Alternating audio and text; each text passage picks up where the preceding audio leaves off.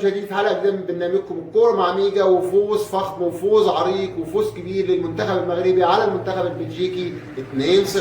صراحه بعد الاحباط الكبير اللي وصلنا بعد خروج المنتخب القطري بهزيمتين متتاليتين في كاس العالم، وتعادل وخساره تونس في الجوله الثانيه، وكمان هزيمه السعوديه بعد ما كسبت الارجنتين، حصل فيه لخبطه كده في كاس العالم.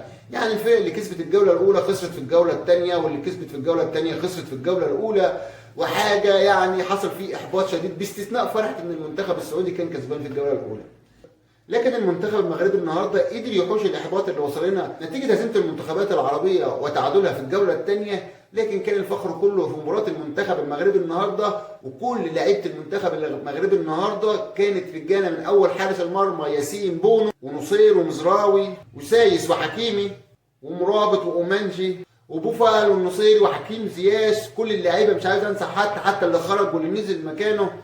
المنتخب المغربي النهارده صحيح ادى مباراه ضعيفه هجوميا في الشوط الاولاني، لكنها كانت متوازنه خلال الشوط الاولاني، ولكن الشوط الثاني كانت المفاجاه، كل المفاجاه وان المنتخب المغربي نازل ومهاجم ومسيطر على المباراه، ولا حول ولا قوه للمنتخب البلجيكي. الصراحه لعيبه المغرب النهارده ادوا درس في فنون كره القدم، سواء الدفاع او الهجوم، من اول زي ما قلنا ياسين بونو لحد بوفال في الهجوم. انا مش جاي اهلل واقول ان المنتخب المغربي يعني كسب والكلام ده، لكن انا جاي اقول لك ان المنتخب المغربي النهارده بعد المباراه اللي شفتها ورهبه كاس العالم اللي كانت موجوده في المباراه الاولانيه اللي كانت الى حد ما دفاعيه، ولكن قدر المنتخب المغربي ياخد نقطه منها. انما النهارده كان الانفجار واللعب الحقيقي للمنتخب المغربي، وقدر يسيطر على المباراه ويحرز هدفين ولا اروع ويكسب بيهم بلجيكا النهارده.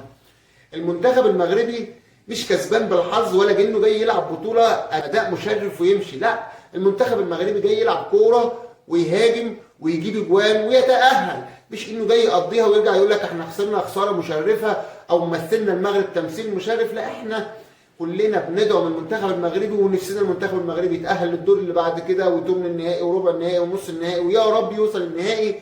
المنتخب المغربي النهارده شرفنا اداء ونتيجه. كرواتيا والمغرب في المركز الاول، برازيل 4 نقاط وبلجيكا 3 نقاط، وكندا بعد هزيمتها من كرواتيا النهارده في المركز الاخير.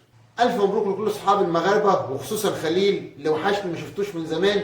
الف مبروك يا خليل، وان شاء الله المنتخب المغربي يشرفنا ويتقدم اكتر واكتر في البطوله. بصراحه اداء المنتخب المغربي النهارده اداء مبهر، ونتمنى صعوده ان شاء الله. لكن عاوز اوجه كلمه للمنتخب السعودي، مش معنى ان انت كسبت ماتش ان انت احلى فريق، لا، العب وادي الكوره حقها، هتكسب وهتوصل المستويات اللي بعد كده. هو عادي انت ممكن تلاعب منتخب الارجنتين 10 15 مره تكسب في ال 15 مره يعني، وهي كانت المره دي. ولكن احنا متوسمين خير في المنتخب السعودي لانه فعلا جاهز بدنيا ولائق فنيا للبطوله، فيا ريت يستخدموا الجاهزيه اللي عندهم دي ويقدروا يكسبوا الماتش الجاي ويصعدوا للدور اللي بعد كده. اما بالنسبه للمنتخب التونسي، اضعف اداء المنتخبات العربيه موجود هو المنتخب التونسي بعد المنتخب القطري، يعني لان المباراه الاولى مباراه دفاعيه بحته، والمباراه الثانيه نفس النظام، ما فاقش حتى في المباراه الثانيه ما قدمش الكوره الهجوميه المنتظره يعني، لا، ده جاي يأدي الاداء المشرف اللي هو العب ب3 ماتشات بتاع الدور الاولاني ما خسرش خساره كبيره واطلع من البطوله وكان الله بالسر عليه. يبقى يا ريتك ما كنت دخلت في البطوله. لا، انت لو لعبت ماتش زي اللي المغرب لعبته النهارده وخسرت هنقول لك لا انت لعبت وقدمت اداء كويس وهارد لك على الخساره، لكن انت اصلا ما بتلعبش، انت جاي تامن دفاعيا، ولو خطفت جول ماشي، ما خطفتش خلاص، مش دي الكوره اتغيرت من زمان.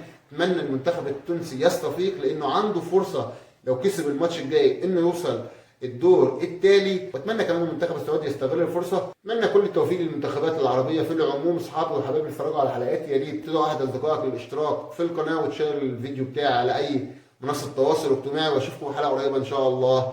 الكوره مع ميجا.